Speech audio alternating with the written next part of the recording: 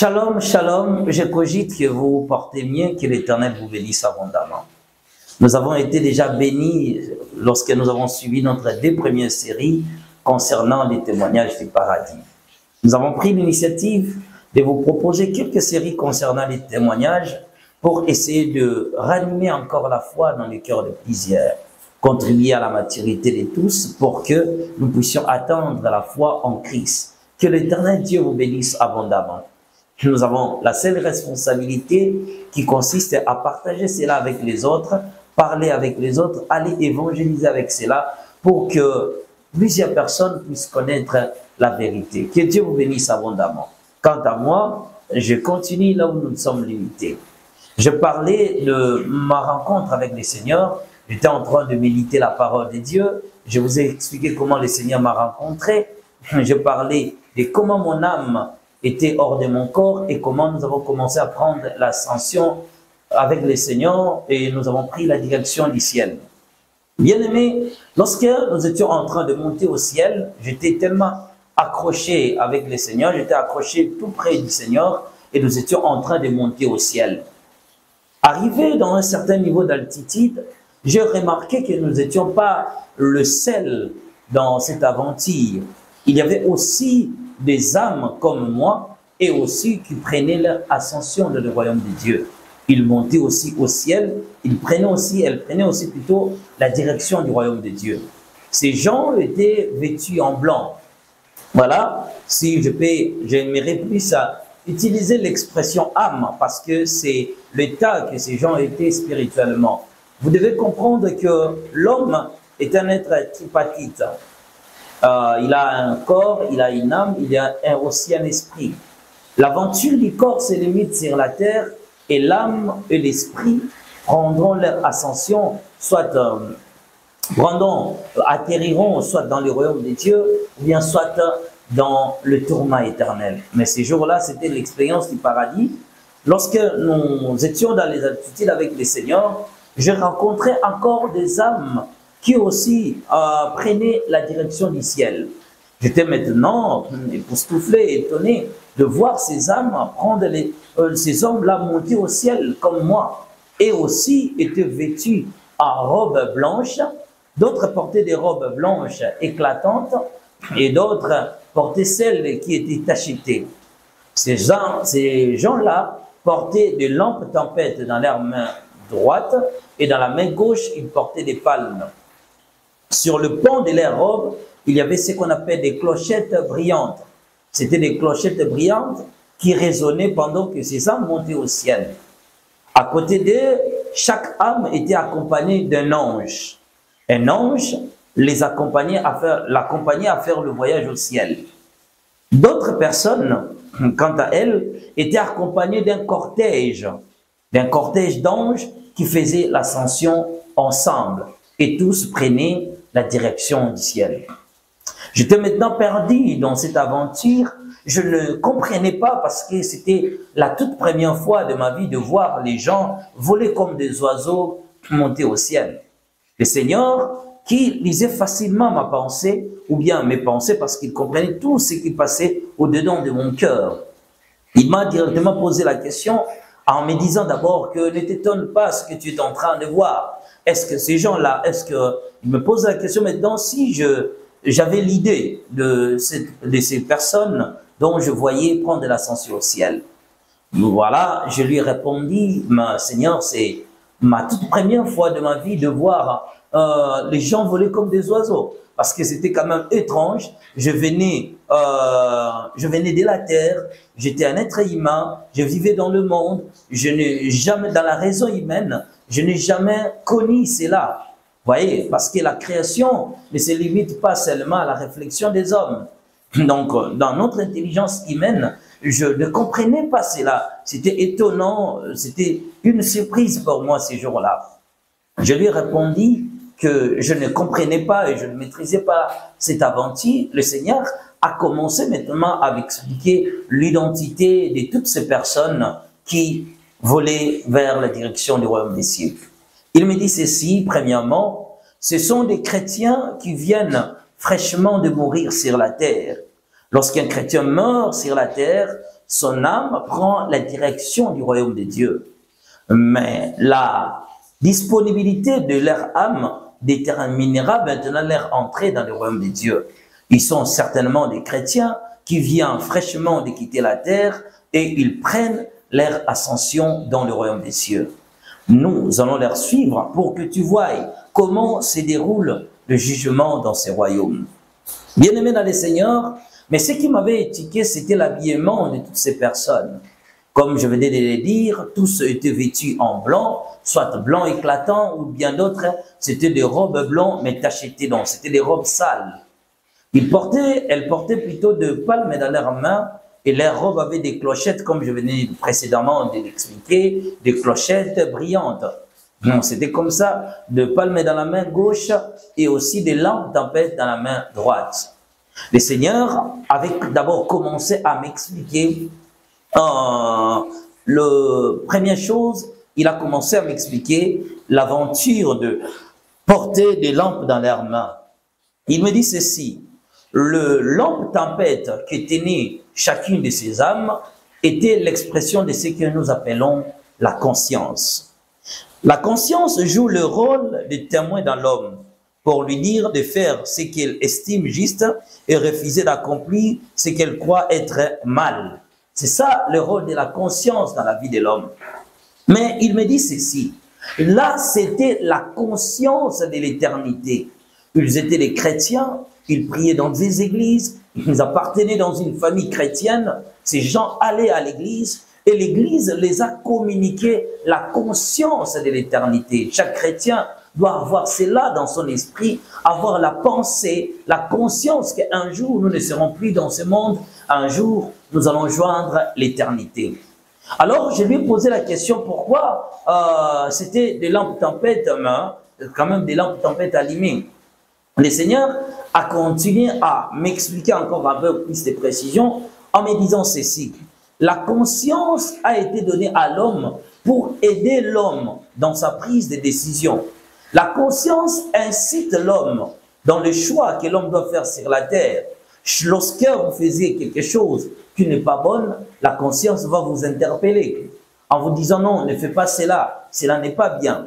Mais vous devez savoir que notre conscience peut nous pousser aussi à agir dans le mal en pleine bonne conscience. Tu fais quelque chose qui n'est pas bien, qui n'encadre pas avec la foi, mais tellement que les informations reçues par elle ne maîtrisaient pas cette connaissance-là, tu peux agir dans les mal, mais tu ne sais pas que tu agis mal.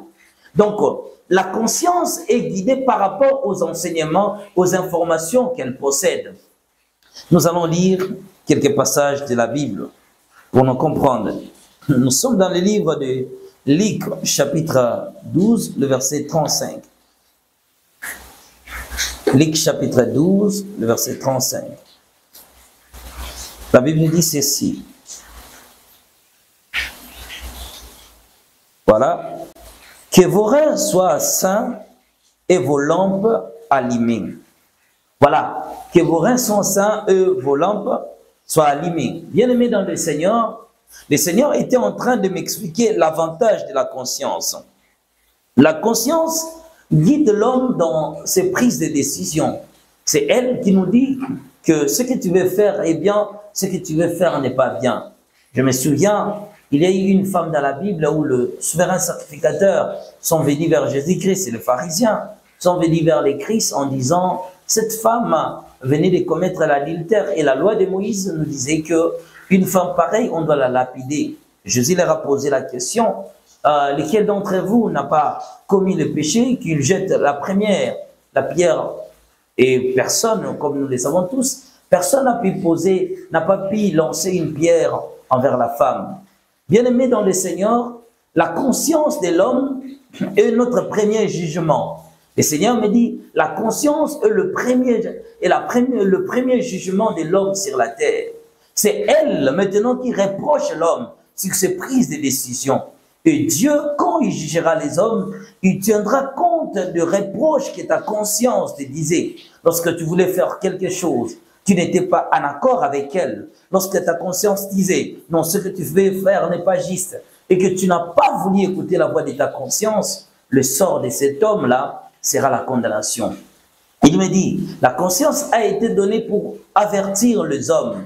C'est pourquoi lorsque une personne rencontre l'évangile, lorsque une personne est confrontée par la parole de Dieu, la première chose pour que la personne accepte, la personne sera frappée par sa conscience. Alors que sa conscience sera éclairée par la lumière de la parole, il comprendra que non, non, j'agissais mal, je dois maintenant accepter le Seigneur. Lisons le jugement de la conscience. Romains chapitre 2, le verset 15.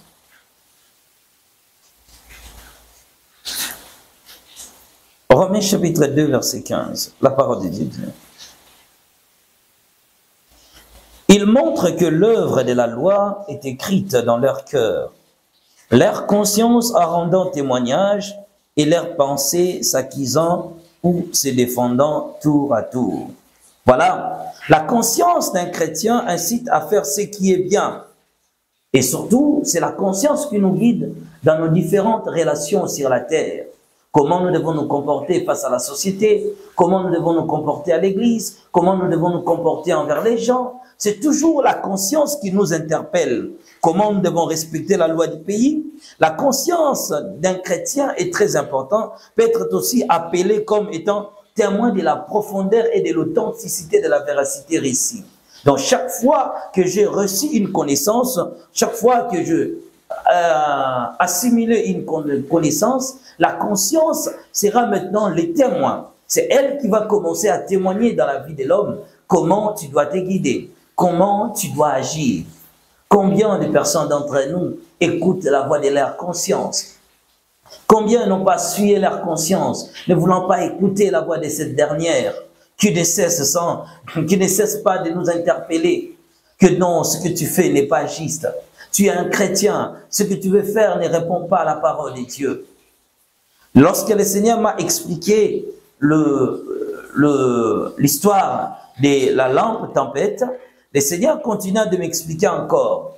Comme le Seigneur, comme je venais de le dire, il lisait rapidement mes pensées et chacune d'elles trouvait rapidement une réponse sans que même je prononce une parole dans ma bouche. Pendant que j'essayais d'assimiler, de vouloir comprendre l'information concernant la lampe tempête, le Seigneur me dit, tu te poses des questions de savoir le palme dans leurs mains. Il me dit ceci, le palme dans leurs mains est l'expression de leur vie chrétienne au milieu de la société. Et la manière où ces gens se sont comportés au milieu des hommes. Il me dit encore, c'est le témoignage qu'ils ont rendu pour moi. Les côtés expérimentables de leur vie chrétienne sur la terre auprès des hommes. Symbole d'une vie triomphante, c'est les côtés pratiques de la vie chrétienne. Donc, bien aimé dans le Seigneur, c'est la manière où les chrétiens se sont comportés dans la société. C'est le partage de la foi avec les autres. Ils ont été modèles. Il dit, un chrétien doit être un modèle sur la terre. Il continue encore. La vie en Christ pour les chrétiens doit être le canal qui permettent aux autres de voir Christ en eux.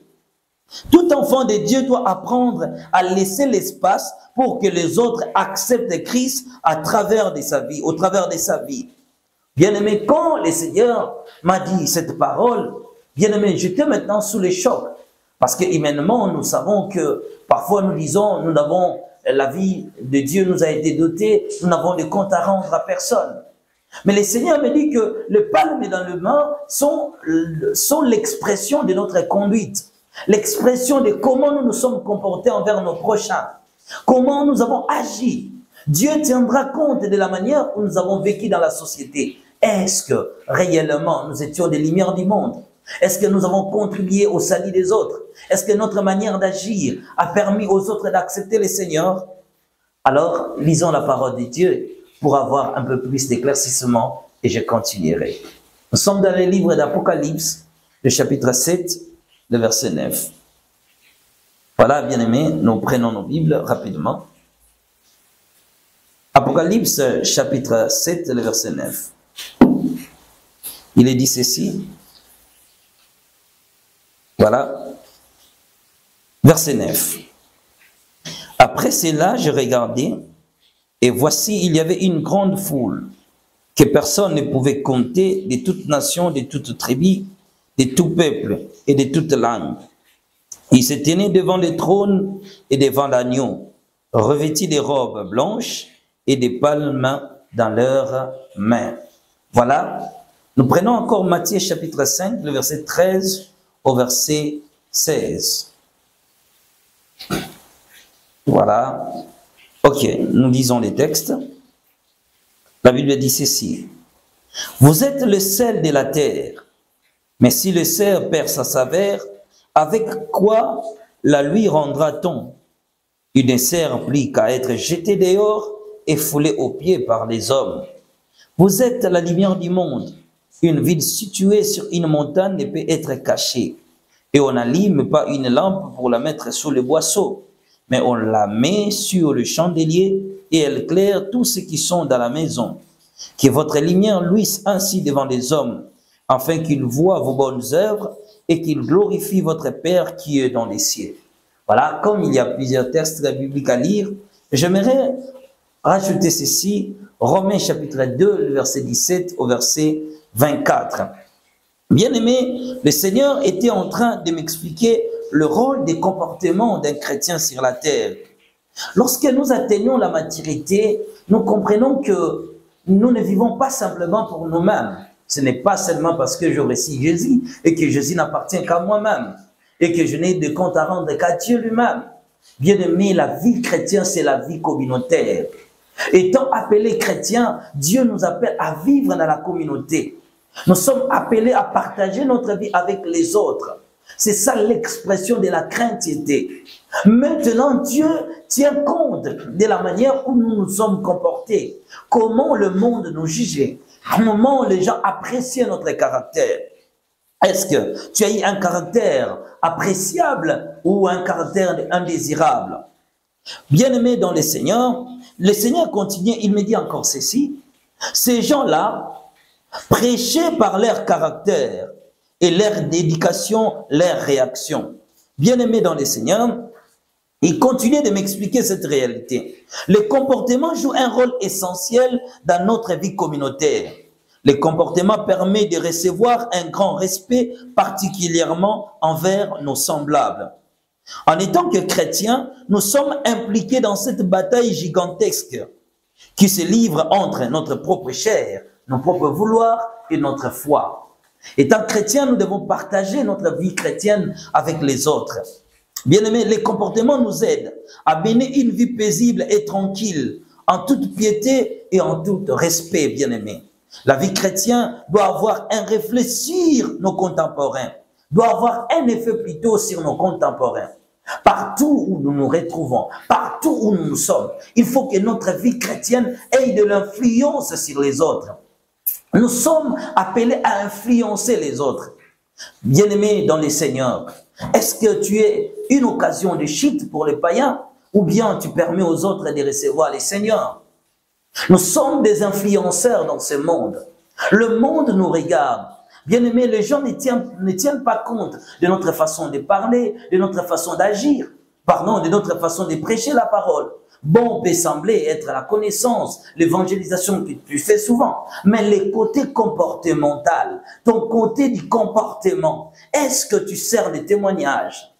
Le Seigneur était en train de m'expliquer que les chrétiens sur la terre, il me dit ceci, les chrétiens sont la prédication prêchée de Dieu sur la terre. Bien-aimés dans le Seigneur, nous sommes la prédication de Dieu sur la terre au travers de nos comportements. Est-ce que nous avons un comportement désirable ou indésirable? Lorsque tu as Dieu dans tes rapports avec les païens, est-ce qu'il voit les côtés de la foi ou il ne le voit pas? Bien-aimé, regarde bien ta vie chrétienne. Est-ce que tu empêches le païen de recevoir Christ ou tu le permets d'accepter ta foi? Bien-aimé, dans le livre des Romains, dont je venais de vous donner les passages, la Bible dit, c'est à cause de vous que le nom de Dieu est blasphémé. Le païen commence à dénigrer notre Dieu à cause de notre comportement, à cause de notre façon, à cause de notre éducation. Bien-aimé, la profession de la foi n'est pas seulement basée à la prière, au jeûne et à la lecture de la Bible. Mais surtout, le côté le plus décisif, c'est le côté de nos rapports avec nos contemporains. dans le monde. Bien-aimé, lorsque tu te retrouves dans ton lieu du travail, est-ce qu'on peut vraiment te regarder et dire que tu es un enfant de Dieu? Est-ce qu'un païen peut regarder, dire vraiment que celui-ci prie? Lorsqu'on est dans nos familles, est-ce que les gens peuvent te regarder et dire que tu es un enfant de Dieu? La meilleure façon de prêcher l'évangile, c'est notre manière de vivre dans la société. Notre comportement parle mieux que nos paroles. Bien-aimé, le Seigneur insistait. Il disait maintenant que Dieu tiendra compte de comment nous avons agi sur la terre. Bien-aimé dans le Seigneur, comment tu t'es comporté dans la société? J'aimerais vous parler de quelques fautes que commettent souvent les chrétiens. Premièrement, le fait d'être une occasion de chute, d'après Matthieu chapitre 18, verset 6. Bien-aimé, faire quoi que ce soit qui incite autrui à pécher, c'est déjà commettre un péché aux yeux de l'Éternel. Romains chapitre 14, verset 13. Tu es un enfant de Dieu, un païen. Il y a parfois, le païen nous ménonce, quelquefois, il fait quelque chose pour voir ton côté de la foi, si vraiment tu es transformé, si vraiment tu es régénéré en Christ. Bien-aimé, quoi que nous fassions, sachez-le bien, il y a au coin là, quelqu'un qui t'observe, quelqu'un qui regarde encore, quelqu'un qui veut voir réellement si Christ est en toi. Bien-aimé dans le Seigneur. Autre problème pour les chrétiens, c'est la manière de parler. Si vous lisez Matthieu chapitre 12, verset 36, le Seigneur soulignait le danger du parjure, qui consistait à ne pas tenir un engagement pris sous serment. Et aussi, le Seigneur avertit que nous serons jugés pour toute parole inutile que nous aurons prononcée sur la terre.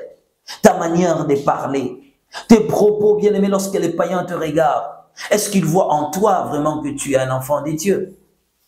C'est la question que je te pose ce soir. C'est la question que je te pose en cet instant, bien-aimé dans le Seigneur. Il y a encore ce qu'on appelle l'hypocrisie. Dans sa véhémente condamnation de l'hypocrisie des Sadducéens et des scribes et des pharisiens, le Seigneur met clairement en relief différentes manières par lesquelles ces gens-là se rendaient coupables. La première chose, ils se rendaient coupables de l'hypocrisie. Ils ne faisaient pas ce qu'ils prêchaient aux autres. Ils ne faisaient pas, bien-aimés. Si on ne parlait pas des prédicateurs, parlons de ton cas aussi. Toi qui pars à l'église, toi qui pries dans la présence de Dieu, mais tu arrives au lieu du travail, on dit non, nous avons quelque chose à faire ici, on doit voler les papiers de l'entreprise, et toi tu soutiens. Bien-aimés dans le Seigneur. Écoutez, les pharisiens, ils cherchaient à s'élever en incitant les gens à les adiler. Ils observaient scrupuleusement la dîme, mais négligeaient de promouvoir la justice. C'est la situation de plusieurs chrétiens aujourd'hui. Ces gens-là paraissaient justes devant les hommes, ils étaient justes d'apparence, mais en réalité, c'était des vrais hypocrites. Lisez Matthieu chapitre 23, verset 1 au verset 36. Comment le Seigneur était en train de réprimander, de condamner dans sa véhémente, condamner ces choses-là que faisait le pharisien. Peut-être toi aussi tu le fais. Est-ce que ton côté de la vie chrétienne, est-ce que dans tes rapports avec les païens, tu sers vraiment de modèle?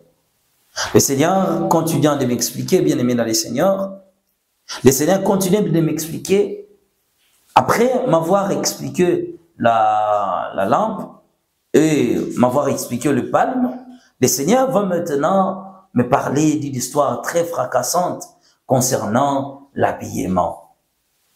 Il parlait maintenant de vêtements blancs. De vêtements blancs éclatants, de vêtements blancs éclatants et de vêtements tachetés. Ces gens-là portaient des robes longues qui allaient jusqu'au bout du pied. C'était comme ça que ces gens ont été vêtus. Ça pouvait être, certains portaient des robes blanches, très éclatantes, et d'autres portaient des robes, comme je venais de dire, les robes étaient sales. Mais et tous prenaient la direction du royaume de Dieu. Voilà l'explication que le Seigneur va me donner.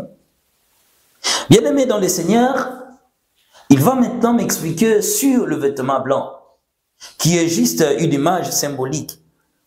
Quand nous lisons la Bible, nous allons voir que cette image est présente dans toute la Bible. Il me dit ceci, c'est ceux qui portaient le vêtement blanc éclatant, il me dit ce sont des personnes qui ont été sanctifiés par la miséricorde de Dieu. Ils ont été lavés, leur péché a été effacé. Leurs péchés ont été effacés par le sang de Jésus-Christ, par le sang de la miséricorde. C'est leur état spirituel. Il me dit que le vêtement blanc était l'état de l'âme, l'état de l'esprit de ces gens-là. C'était le temps, c'était leur conduite sur la terre. Ces gens-là possédaient la sainteté dans leur vie. C'est le temps où le péché ont été pardonnés, les fautes ont été clouées sur la croix du Seigneur Jésus-Christ. Ils ont été lavés par le sang de Jésus-Christ. C'est la raison que leurs robes sont blanches. Bien-aimés dans le Seigneur, c'est la raison que leur robe était blanche. Nous allons lire quelques passages bibliques.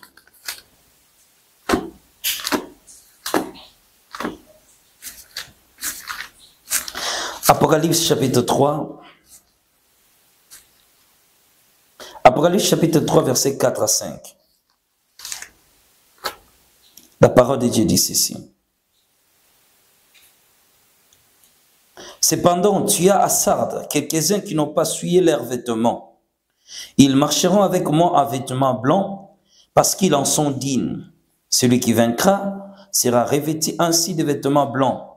Je n'effacerai point son nom du livre des vies et je confesserai son nom devant mon Père et devant ses anges. Apocalypse, chapitre 7, verset 13 au verset 14. La Bible dit ceci. Et l'un des vieillards prit la parole, me dit, ceux qui sont revêtus des robes blanches, qui sont-ils? Et d'où sont-ils venus? Je lui répondis, mon Seigneur, tu le sais. Il me dit, ce sont ceux qui viennent de la grande tribulation. Ils ont lavé leurs robes, ils les ont blanchis dans le sang de l'agneau. Ils les ont blanchis dans le sang de l'agneau. C'était l'image de la pureté tout entière. L'image de la pureté dans la vie de ces gens-là. Ils ont été saints, ils ont été purs de l'âme, purs de l'esprit, y compris lorsqu'ils étaient encore sur la terre. Le Seigneur me dit, ils étaient purs de leur corps. Bien-aimés, c'était une réalité spirituelle, le Seigneur me dit, de l'approbation que les hommes naturels ne peuvent pas comprendre. L'approbation du royaume de Dieu que les hommes physiques ne peuvent pas comprendre. Il était en train de m'expliquer cette réalité. Il me dit que nous partons dans un royaume d'un Dieu qui est saint, d'un Dieu qui est pire, d'un Dieu qui est juste, et qu'aucune âme ne peut être acceptée dans ce royaume si cette âme-là n'est pas complètement sanctifiée. S'il n'y a pas la pureté, alors cette âme ne peut pas être accueillie dans le royaume de Dieu, ne peut pas être admise dans le royaume de Dieu. Bien-aimé, il dit le Dieu du ciel siège dans la sainteté. Alors il est indispensable que les hommes de la terre soient purs pour accéder dans ce royaume. S'ils n'ont pas atteint la pureté de l'âme, de l'esprit et du corps, ils ne peuvent pas accéder au royaume de Dieu. Alors je me souviens d'Apocalypse chapitre 22, je crois 21, nous pouvons prendre encore les passages pour nous donner un peu plus de clarté. Bien-aimés dans le Seigneur était en train de m'expliquer. Nous lisons Apocalypse 21, verset 27. Il n'entrera chez elle rien d'essuyé, ni personne qui se livre à l'abomination et au mensonge. Il n'entrera que ceux qui sont écrits dans le livre de l'agneau. Bien-aimés, tous ceux qui sont impies, le Seigneur me dit, ils ne peuvent pas être admis dans le royaume du Père. C'est pourquoi ces gens, ceux qui ont été vêtus de robes blanches éclatantes, sont ceux qui sont déjà admis. Le Seigneur me parlait déjà de l'admission dans les royaumes. Ils sont acceptables. Ils ont atteint l'approbation du ciel. Il me dit, pour atteindre l'approbation de Dieu, il faut être pur de l'esprit, pur du corps, ainsi que pur de l'âme. Parlons aussi de l'expression sainteté. D'après 1 Thessaloniciens, le chapitre 5, le verset 23. L'état de la purification.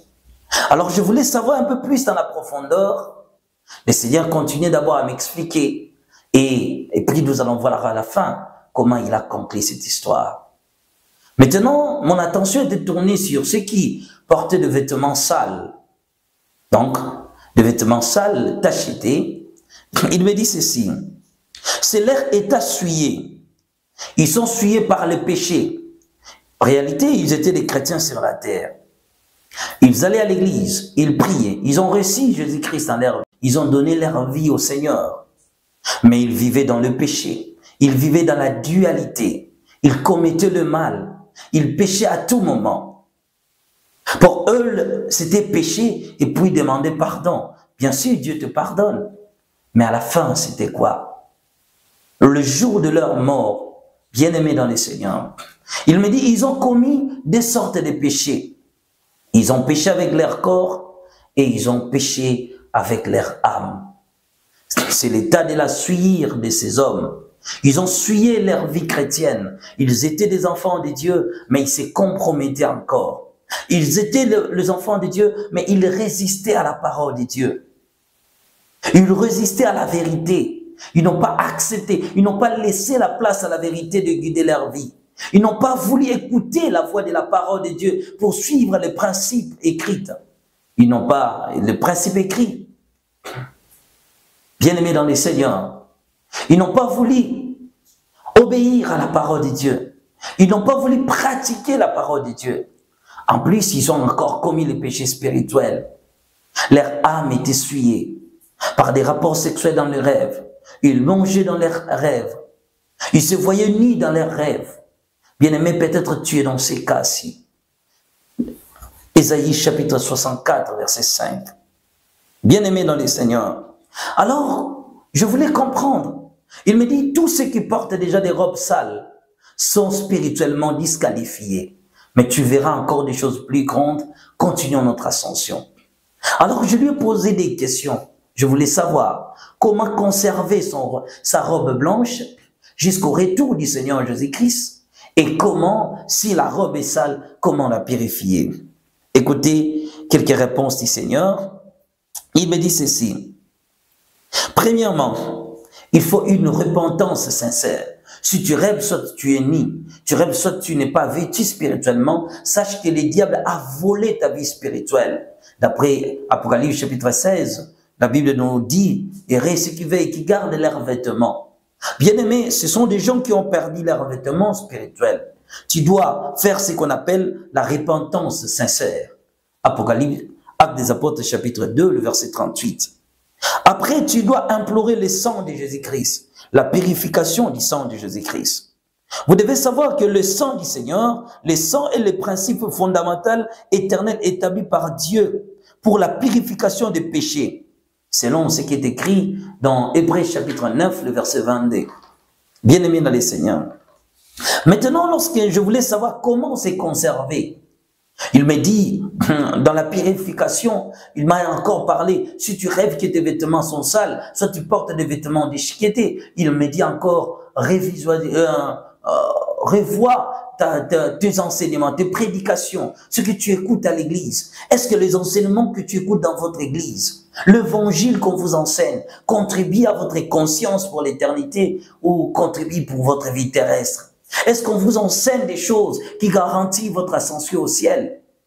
C'est en écoutant l'évangile de la vérité que nous sommes purs. En écoutant la parole de la sainteté que nous sommes sanctifiés. En écoutant la parole de la foi. En écoutant l'évangile de la réconciliation. Il faut que la parole de Dieu accomplisse sa mission dans ta vie. Il me dit, il faut que la parole-là accomplisse la mission de te donner une conscience pour l'éternité, de te donner l'amour pour le prochain, de te donner l'esprit de l'entraide, de savoir comment assister les autres, de l'entraide, pardon. Comment assister, comment s'aider entre nous les uns les autres. Tu apprends l'assistance, les autres t'assistent, mais toi aussi tu dois avoir cette nature. Il me dit encore, maintenant lorsque tu rêves souvent que tu es vêtu en blanc, comment conserver cela? La résistance à la tentation, la convoitise, les pensées mauvaises qui suivent notre justice. Veillez sur la musique. Lorsque une personne est lavée par le sang de Jésus-Christ, lorsque nous sommes purifiés, Dieu nous appelle à marcher dans la sanctification. Il me dit, la sanctification est la clé maintenant qui protège l'homme, qui permet à l'homme de garder ses vêtements blancs. Après la sanctification, il me parla encore de la pureté. La sanctification et la pureté sont deux principes fondamentaux qui permettent à une personne de se conserver pure. La méditation de la parole de Dieu et aussi la délivrance. Voilà en quelque sorte ce qui concernait les vêtements. Voilà, le temps qui nous a été imparti est arrivé à son terme. Que l'Éternel vous bénisse abondamment. Vous étiez nombreux à suivre cette émission. Que la gloire de Dieu se manifeste dans votre vie. Et moi, je vous promets à nous revoir prochainement. Soyez bénis.